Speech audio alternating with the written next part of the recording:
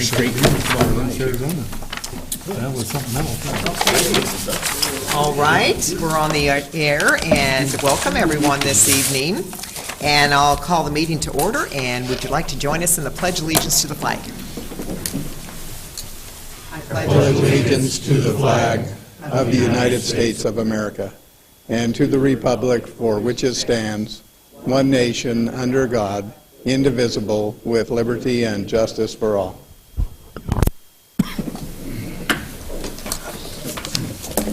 All right, actually, next on the agenda will be the oath of office for the new council members and myself. So Mary's going to guide us through it. So, councilors, would you like to come on down to the podium?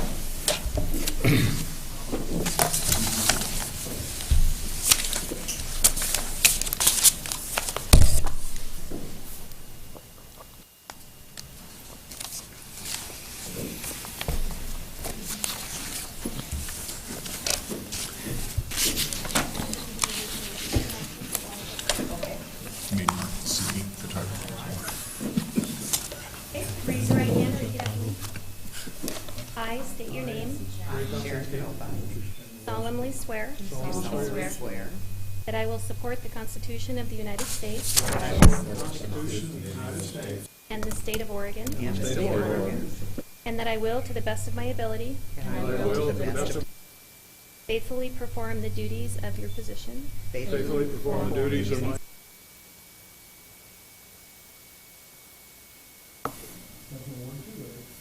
Of the city of Albany. During my continuance therein. So help me God. Congratulations. Amen.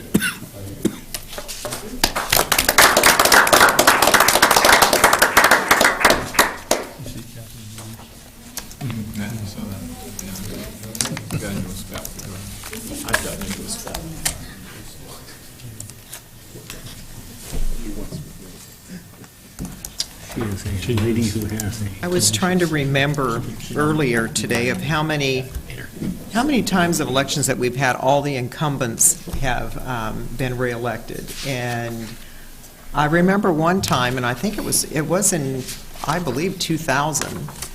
And I couldn't remember if it's been since then, you know, but yeah, that's pretty good. Congratulations, everyone. So, but. Okay, next on the agenda is my mayor's message for 2015. And this is what, instead of each year, I do up a message for when it comes to re-election time. Some communities do things different. They do more of a kind of a city address, more with their Chamber of Commerce's or a city club. But this way, it's just a little bit more informal and just more giving my message out there to the community. So welcome to the new year of 2015. During the 18 years of my service, I have seen many diverse issues come before the Albany City Council. I remember when it took 2 years to prepare for the unknown impacts of Y2K, many controversial land use issues, major infrastructure needs, and the biggest unknown impacts from the recent economic downturn. All these are minor, however, compared to the many challenges our city has tackled since 1864, as we just celebrated our 150th year as an incorporated city. Over those 150 years, it is likely that Albany has been through many ups and downs, with people questioning council decisions along the way. Some people will have labeled those decisions bad, while to others they were good. Albany's population continues to grow, which says to me that many agree with our decisions and they like the community they live in. Just look around at every event and activity Albany provides and see the smiles and happy faces and hear the laughter of thousands of people who enjoy being here. We can't know if everybody enjoys where they live, but I can assure you that every question the City Council decides is based on making Albany better. I can also assure you that the Council and City employees work hard to provide the quality services that residents expect and that make you proud to live here. We all know a city cannot please everyone, but we do try hard to address every concern that you bring to us. Some opinions present many challenges to reaching a desired outcome, but we welcome and respect those opinions. Those opinions help the City Council work toward viable solutions to issues and concerns. We should reflect on our accomplishments. Albany has done quite well during the downturn in the economy, and as a community, we should all be proud of that. During this time, we received many awards, recognitions, and grants for numerous city projects. Our outstanding Talking Water Gardens has won international recognition. We have greatly increased tourism and see record-breaking attendance at our summertime concerts. We continue to provide outstanding public safety services. Considering the economic challenges, I have never been so proud of what Albany has accomplished with public and private investments that focus on the livability of our hometown. Those accomplishments come from our partnerships with city board and commission volunteers, nonprofit organizations, and caring individuals who step up and focus on making Albany a better place to live. We must not forget the property owners and businesses who have invested many dollars in our community because they have compassion for people and care about Albany's future. With that in mind, how can we continue to make Albany a better place? How can we keep improving our community's livability? I believe our decision-making should focus on keeping those smiles on people's faces. We are here to serve you in making our city a great place to live. That is our mission, to keep Albany a fun and vibrant community for all to enjoy. Albany has so much to offer, and it takes everyone working together to enhance it. We all want to be proud of the city we call home. Let's spread those smiles. Let there be peace to all. Thank you.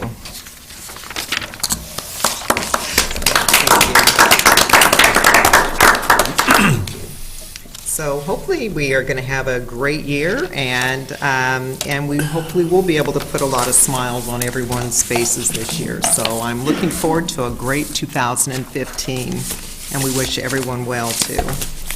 All right, okay, thank you for listening, and with that, roll call. Olson. Here. Collins. Here. Johnson. Here. Kellum. Here. Kopsinski. Here. Coburn. Here. Okay, and then next on the agenda is election of council president, and currently Councilor Floyd Collins is council president. And council, what would you like to do? Renominate Floyd Collins as council president. Second. All right, any discussion? All those in favor say aye. Aye. Opposed, same sign. All right, okay, congratulations, Councilor Collins. The primary role is to fill in the mayor when she's absent. It occurred one time last year. No, I don't even, or was it? You were late for a meeting. Oh, late for a meeting. Yes, I think it was coming from Salem or something, yeah, from another meeting. So I think for council meeting here, I think the first year, 2009, is when my father passed away. It was my only council meeting they ended up missing. So well, hopefully I'll have good luck this year. Okay, all right. We took care of that item. Next is business from the public. Anyone here that would like to bring an item forward? Yes, Susan? Yeah.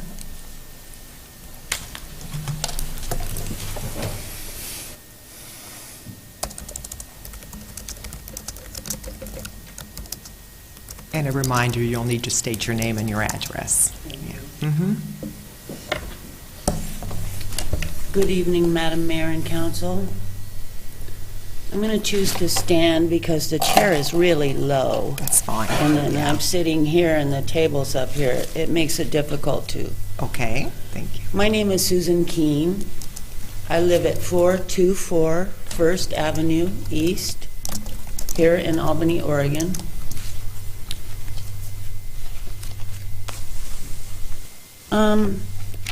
This is difficult for me. I have some things to say, and it's easier for me to write it down because, you know, then I have something to follow. And so, you know, I realize that this is a televised council, that we're on the air, and that, you know, community members who are interested in city government watch the council meetings, and you know, it's not a new thing. There's council meetings in Kaiser, and they televise their meetings as well. So I realize I'm on camera, and I realize that I'm representing a part of the community that might not get this type of avenue to share, you know, what's on my heart for my community. I've visited here a couple of times, and I've mentioned political issues because politics is important to me at this point in my life. And political motivation is really why I'm here. Because of the prior testimonies I've shared with the council, my concerns are still as real as they ever were. I am not thriving in this community, and a lot of my friends and family aren't thriving in this community, and it's a sad situation. And my former address was 507 and a half Southeast 4th Avenue, and my landlord died at the age of 96, and they liquidated all of his property, and somehow I got an eviction notice, but the people who occupy the separate apartment from me are 5 Hispanic men who they didn't receive an eviction notice. They all have valid concerns because right now their work permits are not being renewed. But they're not getting, you know, nobody's going to the former apartment where I lived and saying, we want to see what we're going to buy. And so another part of my concern is apartments being built, and if you visited the apartment I used to live in, you would realize that it's quite a slum, you know. It's an old house. It was built in 1890.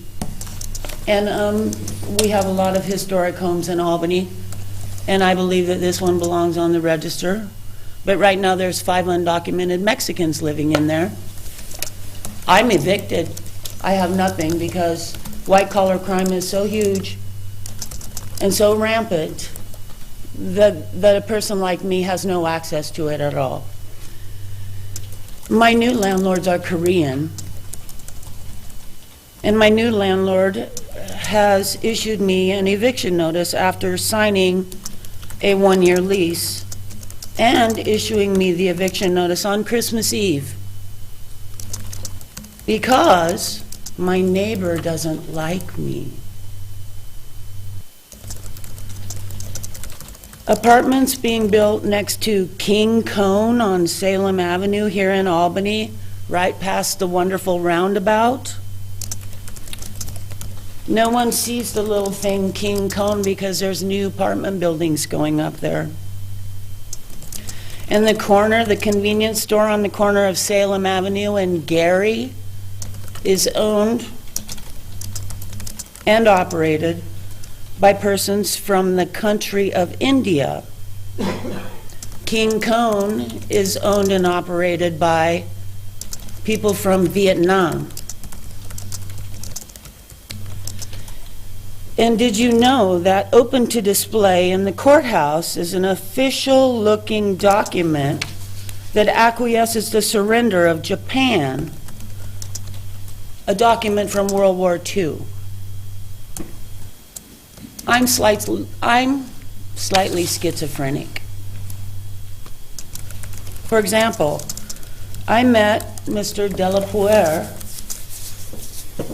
in the municipal court because he had to substitute as a public defender because of a shortage of attorneys. So Susan, because of the crime. Yeah, Susan, that isn't Mr. Delapoire. I only have a little bit more. Okay. Okay. Politically, the city of Kaiser is suffering because of an enormous amount of fracking. The strip mall / Tanger outlet hell, a multi-million-dollar new police department, and a crumbling high school that's full of confused children with no direction except a career in retail.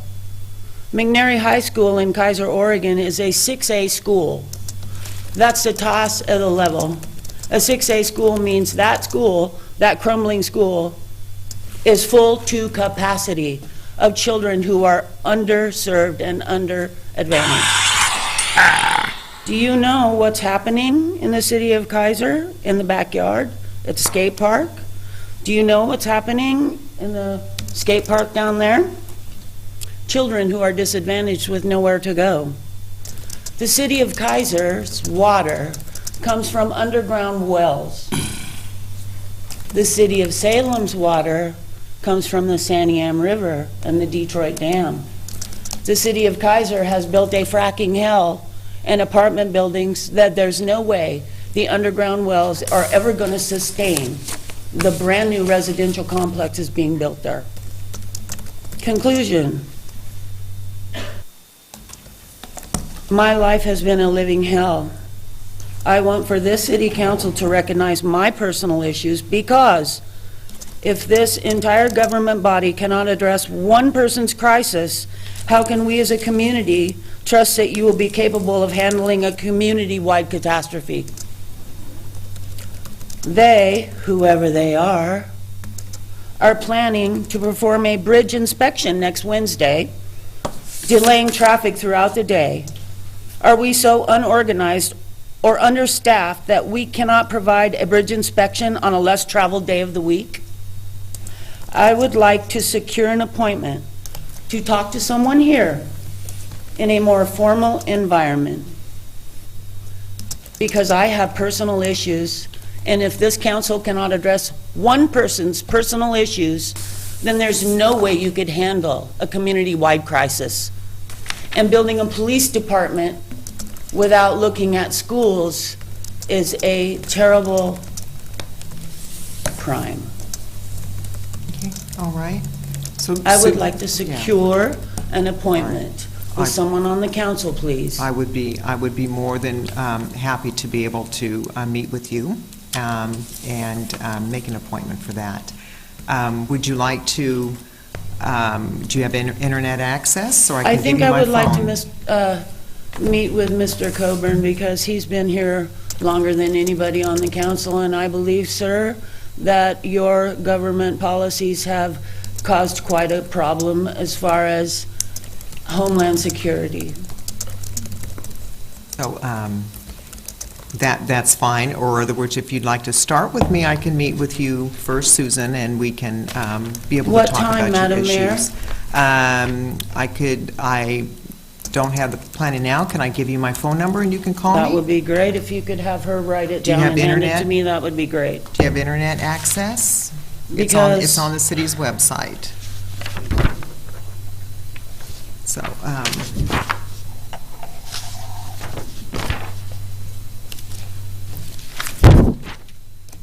okay, with an extra. Okay, I can give you my phone number. thank you. I'm going to Okay. leave after you give me your phone number to give to me. Do you want to write that down for Mary? Thank you. Thank you. Yep, and then just give me a call, and I would be glad to meet you for coffee someplace and buy you a cup of coffee.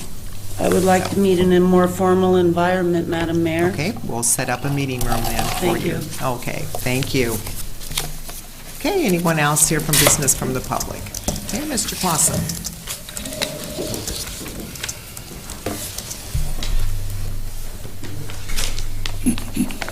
I was going to mention that, Hassel. Oh, it is, turn around.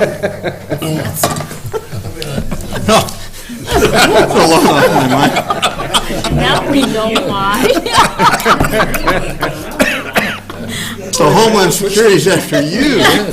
Okay. Now, I think Dick knew that was coming. Okay, Jim Clausen, 1403 15th Street, Albany.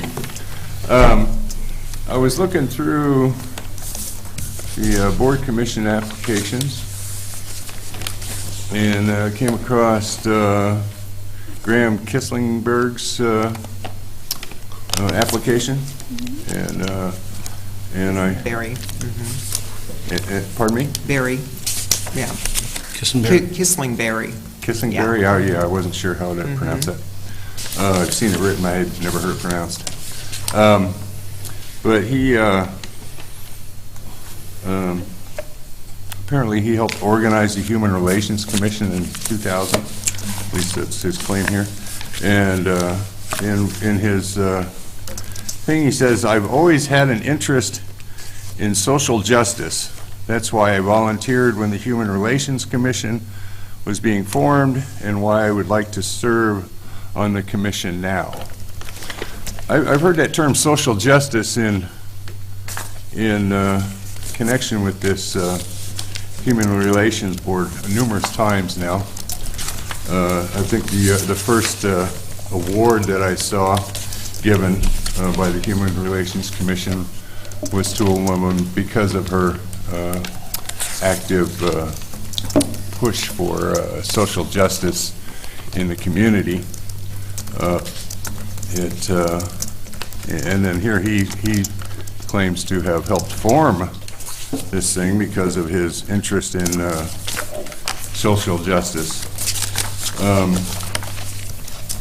I looked up some things written by some people that I respect on social justice, and I thought I'd read their comments on social justice. I'm just going to read from what I have here. Perhaps the most complete rejection of the concept of social justice comes from Friedrich Hayek of the Austrian School of Economics. This is kind of convoluted, but it makes sense.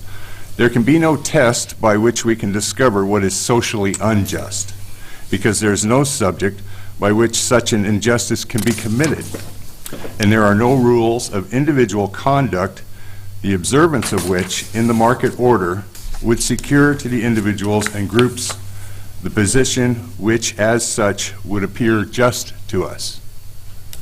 He's saying that there's no situation that wouldn't appear just or unjust in one way or another. Social justice does not belong to the category of error, but to that of nonsense, like the term a moral stone.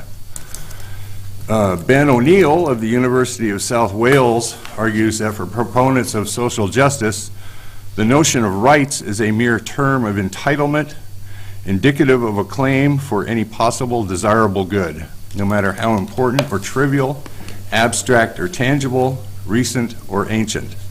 It is merely an assertion of desire and a declaration of intention to use the language of rights to acquire said desire. He continues, in fact, since the program of social justice inevitably involves claims for government provision of goods paid for through the efforts of others, the term actually refers to an intention to use force to acquire one's desires. Not to earn desirable goods by rational thought and action, production and voluntary exchange, but to go in there and forcibly take goods from those who can supply them. And this one is my favorite. Janice Corwin-Meek, I don't know if that pronunciation is right, argues simply, either social justice has the same meaning as justice or not. If so, why use the additional word social? If not, if social justice means something different from justice, then something different from justice is by definition injustice. These guys make sense. All these guys have always made sense, especially Hayek. He has a fantastic read on the economy and other social issues. The damage that seeking social justice does is evident throughout history. It's evident throughout the world, even now. I don't know if you guys keep up with the news in Russia, where Russia just outlawed gays driving cars, amputees driving cars. There was a list of other people that should have no reason to be banned from driving cars. But prior to this, their social justice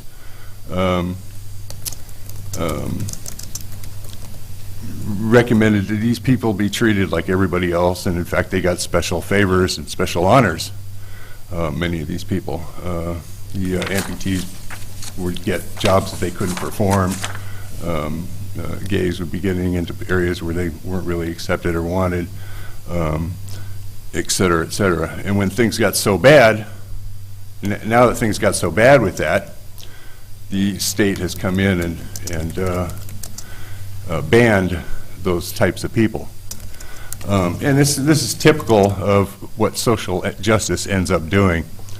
In our own country, we've seen things like up in Portland, the schools up there in their quest for social justice have begun to treat the black students differently than the white students, in that they don't punish the black students like they would the white students, which teaches the black students nothing about consequences for their actions, and it erodes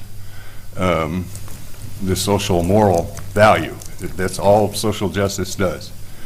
And I think that having somebody helped to form a commission because he was interested in social justice, as he plainly states here, and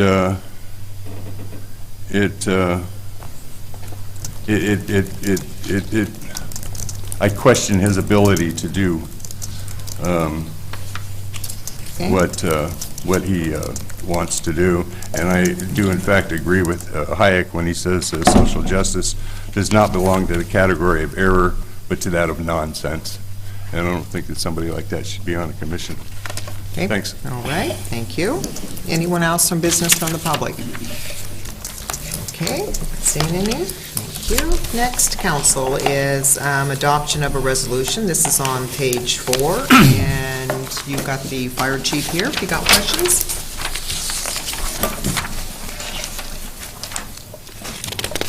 Good evening, Madam Mayor and Council. The fire department, excuse me, is going through a process of remounting one of our medic units, and tonight we're requesting permission to tag on to an existing interstate cooperative contract with the Kittitas County Public Health District 2 and Braun Northwest, and to award the contract for the remount of the medic unit to Braun Northwest out of Chehalis, Washington. You've got the memo in front of you, so I won't go into details and read that to you, but I'd be happy to answer any questions that you may have about this purchase. Okay, questions? Yeah, Floyd? Upon reading the staff report, the conclusion I reached is that you're going to have a new chassis.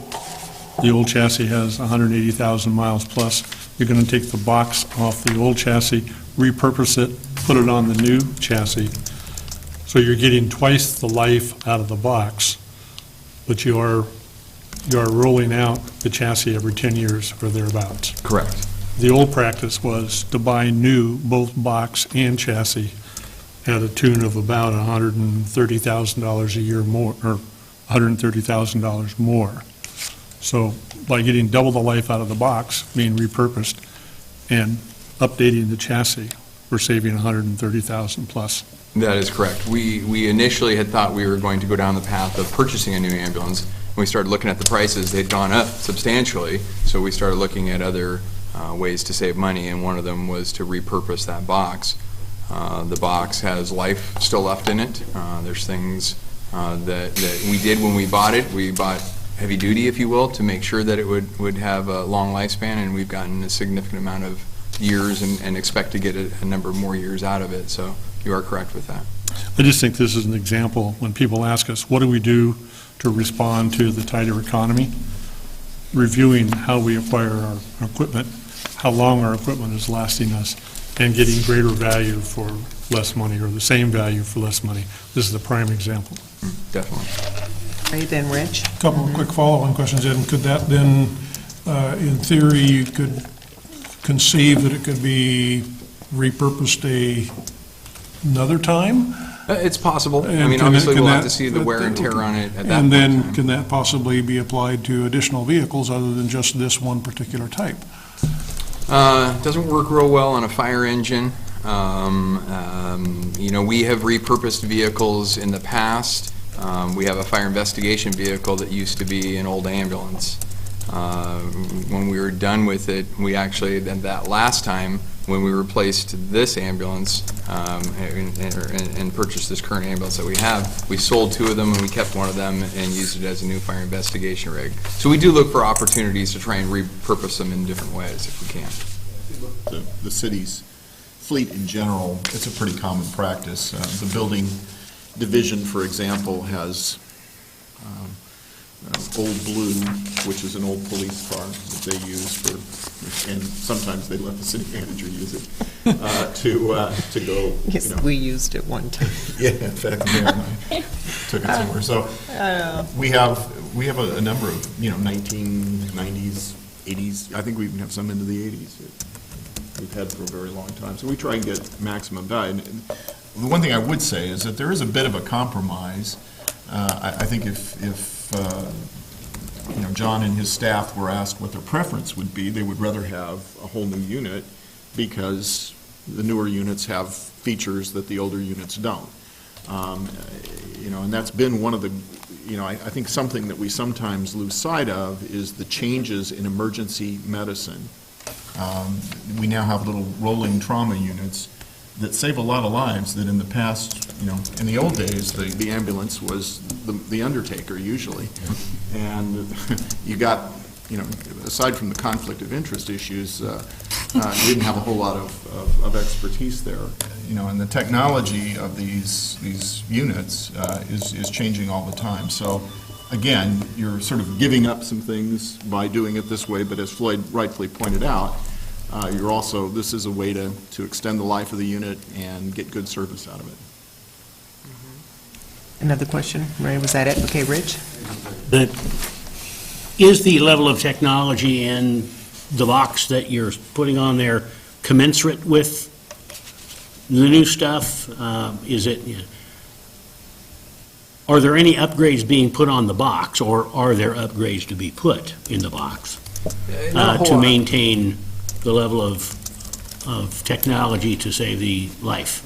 Yeah, not a whole lot of upgrades in the box. There's some different techniques that they'll use because they will do some upgrades, I guess, if you will. And so as far as where seams are, one of the things we have to deal with is decontamination of the unit. And the more seams you have, the more issues that you have with potential contamination getting into there. So they're using techniques to help with that to ensure that we're more standard with dealing with Ebola patients and that type of stuff. So there are some things that they will incorporate into the box as part of this. Probably the bigger upgrades that we're going to see through this is that we're going away from the international Freightliner type of a chassis to more of a Ford. I think it's a 550 is what they're going with. And with that, then we get airbags, we get additional safety features, the same safety features that each one of us would enjoy if we went out and purchased a pickup truck that aren't available in the medium-duty chassis of an international or Freightliner. No, my question pertains only to the box. The box. I mean, we're not giving up any technology that's going to save somebody's life. No. If you get this one rather than somebody else's. Okay. No. Thank you. Bessie? Just, Chief, so my understanding is that this cost will take it to completion. In other words, the whole remake, refurbish, and everything. Delivered to our Great. department, yes. All Actually, right, we'd go pick it sounds up, great. but we would get it here. Thank you. Okay, council? Move the resolution on page 4. Second? All right, any more discussion? Okay, all those in favor say aye. Aye. Opposed, same sign. All right, motion carried. Thank you, Chief. Next. Thanks to the chief and his staff for looking for Oh, these yeah. opportunities. Yeah, for good some cost-saving measures there. Thank you. Next is adoption of the consent calendar. If there isn't any items that you'd like to have pulled off this evening, then I'll entertain a motion. Move for adoption of the consent calendar. Second. All those in favor say aye. Aye. Opposed, same sign. Okay, motion carried. All right, next we have several appointments to take action on, and they start on page 22. So the first is the annual slate that we have of updating for the boards and commissions for reappointments and new appointments. This was probably the lowest amount of applications I think we've ever seen. And also, we didn't have very many appointments, new appointments to have to make this time. We had a lot of our boards and commission members that filed to run, to be able to be appointed again. So this was kind of an easy one to take care of this round. There is the Bicycle and Pedestrian Advisory Commission that I believe I have 2 more appointments to make on that one. So, okay, You ought to be on council? that. He ought to be on the bicycle commission. It's outside the city. I know. I thought of Hasso because I thought, he's out there They're on on his that large bike one? and knows kind of what needs to be done on certain areas. But yeah, so he is outside the city limits. But maybe we can, adjust that qualifications on that at-large commission. Or do an island annexation. Yeah, we can annex it in. Okay, all right, council. So I'll entertain a motion on number 1. Can we just take them all as a slate and see if there's any objections? That would be number 1, on their agenda, D1. Oh, yeah, I'd like to move that we adopt the slate of appointees. Okay. And all right. particularly Graham Kisslinberg is one of my Yep. appointees. So that's on the pages 22 and 23. Second. All right, any discussion? All those in favor say aye. Aye. Opposed, same sign. All right, okay, then on page 40 is the Council Audit Committee. And this would be for Bessie and Ray. And this committee meets maybe once, twice a year. I'm glad to serve again. I move D2. Okay, Second. all right, any discussion?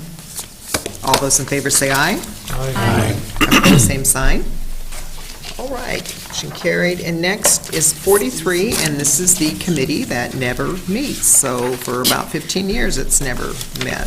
That was one that we have to keep open. We discuss this kind of each year, but, so this would be D3 for Dick Conley and Michael Thompson on the Hospital Facility Authority Committee. So moved. Second. All right. Question, Uh-huh. since you brought it up, it never meets because? It has to stay, this is for if any of the hospital needs to go out for a certain bond. We have to have this committee in place for that bond. So it's sort of always been a placeholder. It's the committee, I think, it's been at least 15 years since it's met, yeah. Mhm.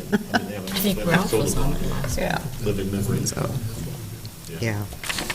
Okay. All right, any more discussion? All those in favor say aye. Aye. Opposed, same sign. Okay. Next is on page 46, 47, and this would be for the City Council Committee appointments. There's one on here that I still need to fill, and it's not listed, which is the Willamette Criminal Justice Council, is we need to have one layperson to be on the committee, but they need to reside in North Albany. And that where Max Frederick was on the committee. This isn't a committee that's meets as often, which, matter of fact, they just even canceled next week's meeting. So it'd be nice, I've been trying to find somebody that works in Corvallis, because the meeting's always in Corvallis, that lives in North Albany and works in Corvallis, to make it a little bit easier, since they do meet, it's on during an afternoon. So I'm still trying to find somebody for that. If any on the council knows of somebody that works in Corvallis that lives in North Albany, let me know. I wonder if Ed would be, he used to be on the committee. Yeah, I didn't think about that. Yeah. I will try Ed. Mark Azevedo might also be an interest. Who? Mark Azevedo? He works not as close to downtown, but yeah, I have mentioned it to them before. I'm trying to find somebody that's just right in the downtown area that can, sort of just walk over, which would, And on the committee is Corvallis's police chief, and 2 captains live in North Albany, but they're already on this committee, so that would be a good fill-in for that. So, okay, so I need a motion on the city council representatives. I would move for the appointments. Second? Okay, any discussion? All those in favor say aye. Aye. Opposed, same sign. Okay, motion carried. And next is just a report. This is on election questions. Was this just for information in here, or were you needing to, or did the council have any questions over that? This was on the Secretary of State's opinion over This is a really question. the response from the staff to the question I raised in the work session, to seek clarification for our volunteers in the various boards and commissions, so that we don't run afoul of the Secretary of State's rules with the potential upcoming bond issue. And we now have a advisory memo from Alana Cox, which provides some assurance that the people won't get, doesn't provide the assurance they won't get a charge. It provides some assurance that there's some cover if a charge is filed, if there is participation by these people in an election that we hold. It simply lays out the rules on what can be done, and when can it be done, and by whom. But that doesn't include the city manager, does it? This particular opinion doesn't relate to me, but it's just become sort of standard practice that when we have any issue that we think might possibly generate a complaint or be considered a violation, we now consult with the Secretary of State's office, so we're developing a relationship. Okay, any of the questions? I would just think that this would be wise for us to share with the various boards, particularly those that may get involved in any election issues, one for their own protection and just for their own advice. Okay. All right, anything else on that? Okay, next business from the council, and Bessie, anything this evening? I just had one that I've heard a lot about lately. I've been doing some studying and research on it, and it's a while before we get into people using the parks and our concerts and things like that. And I know it was controversial before, but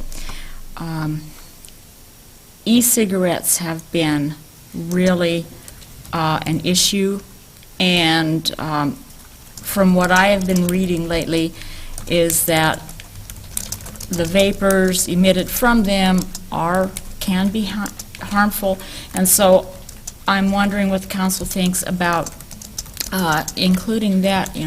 We have non-smoking, and I think they should be included. It's, and then also they're coming, this is a totally, it's the same but different, and we're not going to be dealing with it for a while, but now they're coming out with electronic marijuana cigarettes too. And you can't tell the difference between them and a cigarette from what the news said yesterday. So, it's just something that we need to think about, but Larry and I were at the Oregon Jamboree, and there was a guy sitting right just in the next row and just puffing on that thing. And the vapors were, and of course, at that time you didn't really realize it, but more research has been done as to the harm that can be in it. They're, not totally sure, but we wrote the Jamboree and says, that should be no smoking whatsoever, or whatever. So I just didn't know what the rest of the council thought, but I really think they should be included in the non-smoking wherever it is. I had an email on it too. Somebody was questioning on that, and it's probably good maybe if we have Ed Hodney maybe see what other cities are doing, how they're going to be, because it is a probably concern. Last summer, somebody came up to me and they said, Sharon, somebody's down there smoking, but it's like, well, how come I don't smell it? But I think it was the e-cigarette, and you could see the vapor, but it kind of, makes everybody think, oh, somebody is smoking down there. Yes. So, I mean, it's probably a good idea to just see what other communities are doing and what kind of impacts there are, or if there has been any sort of complaints. But mostly when it comes to our concerts, it's...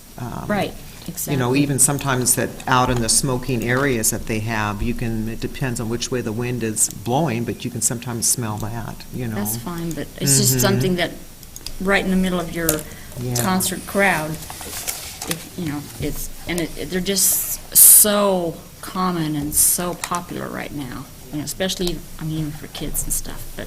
So we can have Okay. Ed I think that's a check good into idea. it. Yeah, okay. Thank you. Uh-huh. That's all. Okay, Bill? Anything? No, nothing, thanks. Okay, Dick?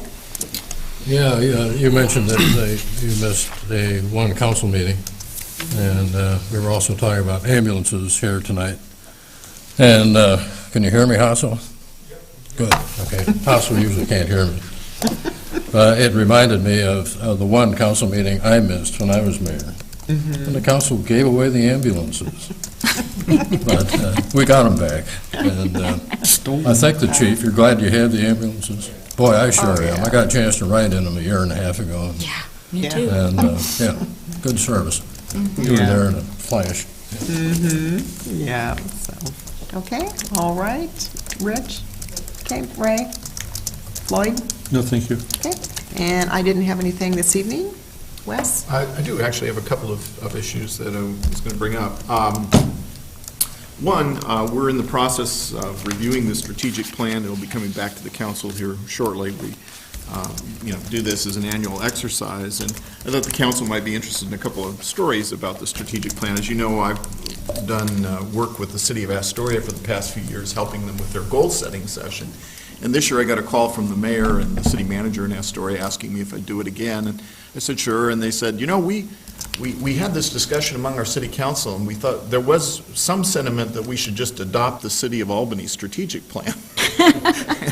And I said, well, that might not work. I mean, they are kind of two different places. You have this, like the Columbia River, and we don't, and the ocean. But in any event, they were very, complimentary of the plan, and they like it. And actually, the mayor indicated that one of her goals is for them to develop a strategic plan.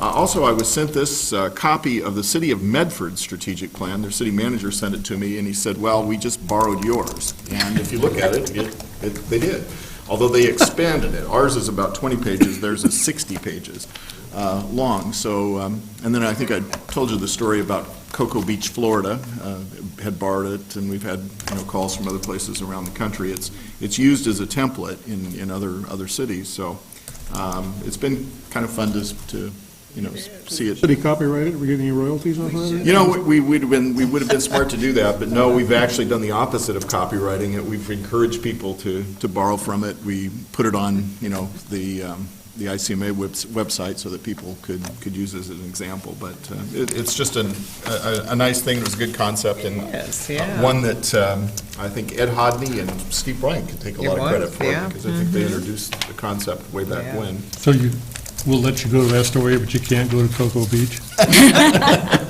Yeah, well, yeah. Actually, to be truthful, I'm a cold weather guy. I like Astoria better anyway.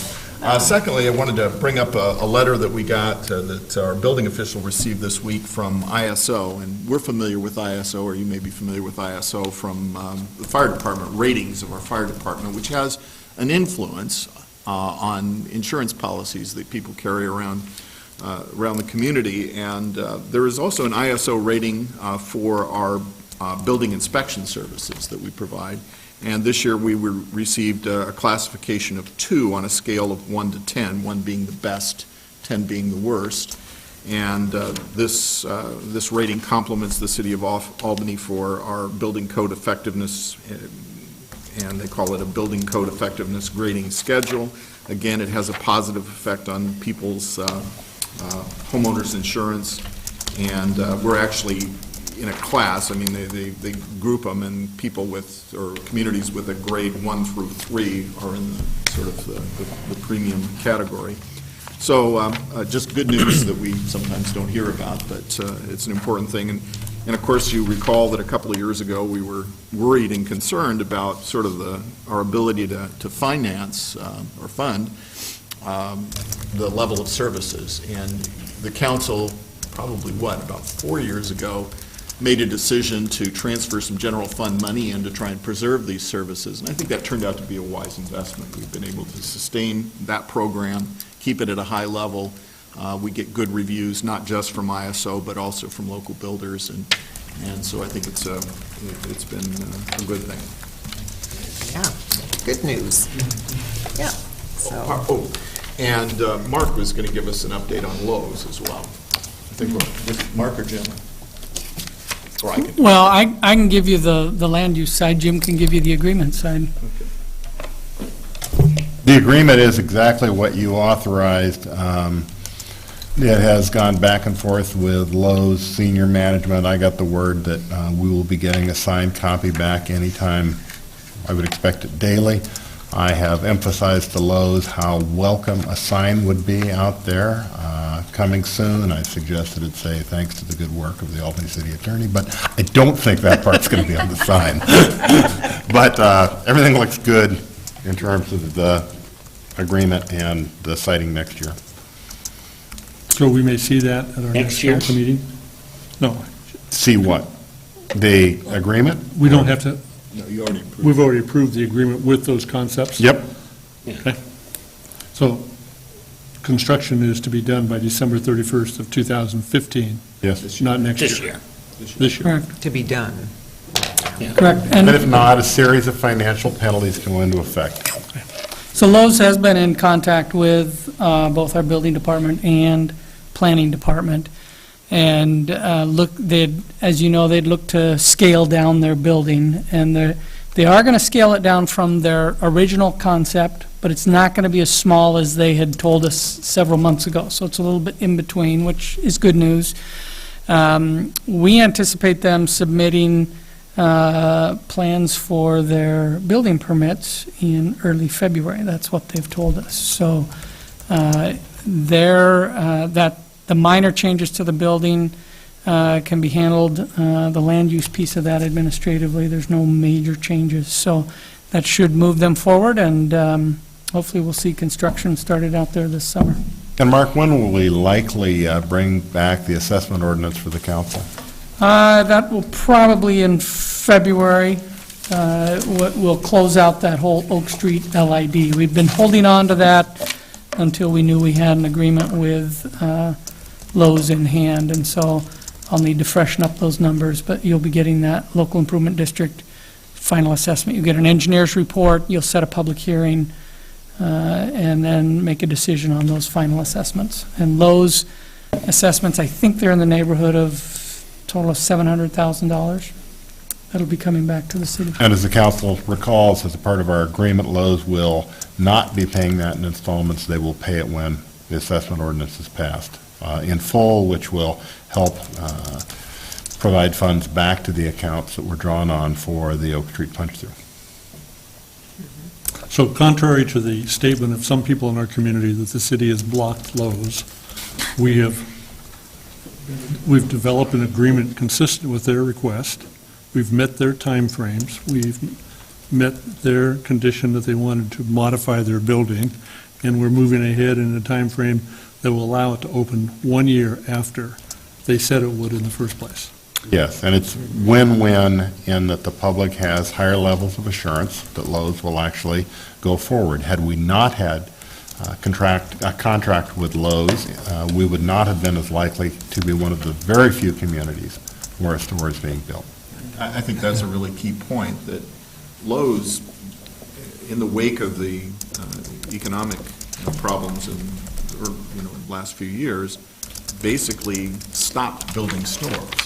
And when they resumed building stores, their program was a dramatic reduction from what it had been. We were one of the very few that was selected to go forward. I mean, they had a whole range of places they were looking at, but for a variety of reasons, they decided to go forward here, and I think it speaks well for, I think, one, they were pretty far into the process here and had already made a substantial investment, but I think they would tell you that we've been good to work with. Okay. And again, contrary to some public opinion, the city did not assess a penalty to be non-business or to be business unfriendly. We worked with them in a way that met their objectives, and it kept all the taxing jurisdictions whole.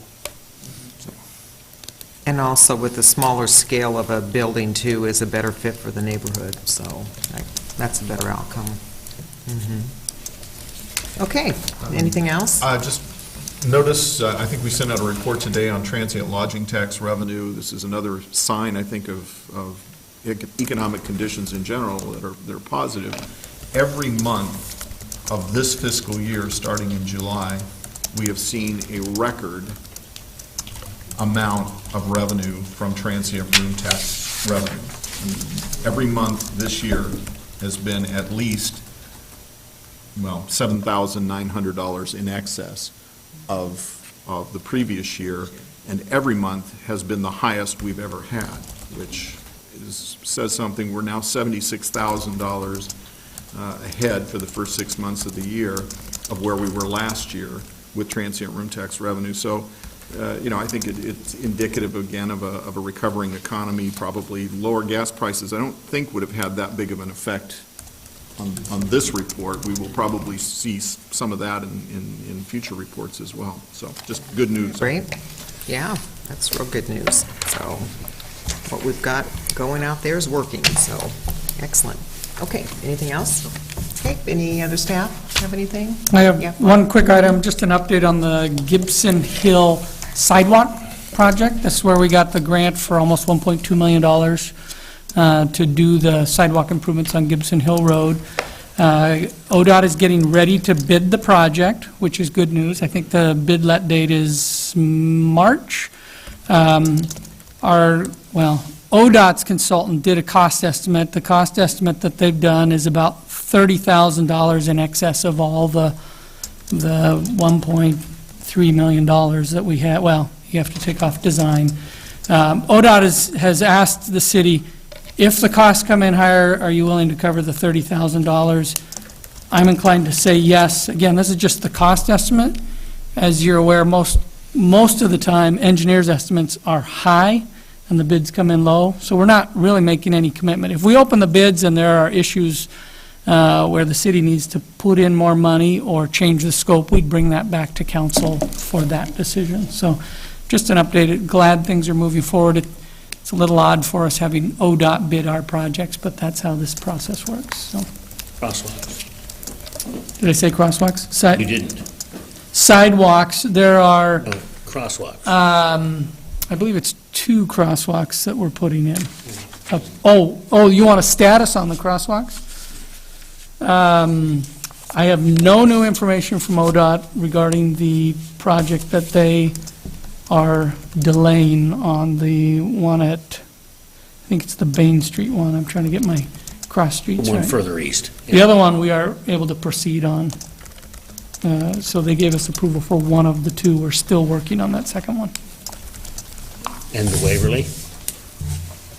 You're going to come back to us with a proposal? And I'll have to look where that's at. I don't remember off the top of my head. So one thing that came to my mind was when the UP was, with the Connect Oregon funds, that was putting the switching yard out at Millersburg. And when the big long trains from UP for the switching yard, was it to back up towards Salem Avenue? Does anybody remember? Or if that was, it would not back up that far on Salem from the Millersburg yard? My understanding is that it would prevent or limit backups on all city streets, that they would be doing more of the switching in Millersburg itself, away from cross streets, but So unless there was a different, there was a train blocking Salem yesterday, and so it ended up gridlocking the roundabout. But what's good about that with the roundabout, it was, my daughter's calling me, tell me, like, what's going on? The traffic's all the way, stopped roundabout. But instead of if the traffic without the roundabout was backed up, you're pretty much stuck where you're at. Everybody was able to take the roundabout and go off onto other streets, from the roundabout, from that backup. I was just kind of curious, why was there such a backup that far from the train, on Salem Avenue? It was either, I think it was Santa Ana is what was backing it up, but at least with the roundabout, now you can just kind of turn around and get back out, several angles, so. But I have not heard anything negative about the roundabout. So I've had some really good positive, remarks about the roundabout. Other than the trucks. So I haven't heard any negative on the trucks there. But the only thing is my daughter did say that people were driving up over the center to get out too, when it was jammed up, so. It's probably they were driving on there's a concrete apron. Yeah. And I'm guessing that's what they were driving up on. Driving over, yeah, so. But in other words, it's been kind of a great project. I think it'll be good. Okay, anything else? So, all right, our next meeting date is January 26th. That's a work session. And a regular session is January 28th. We do have Kara next week, next Wednesday. So with that, we will recess to executive session.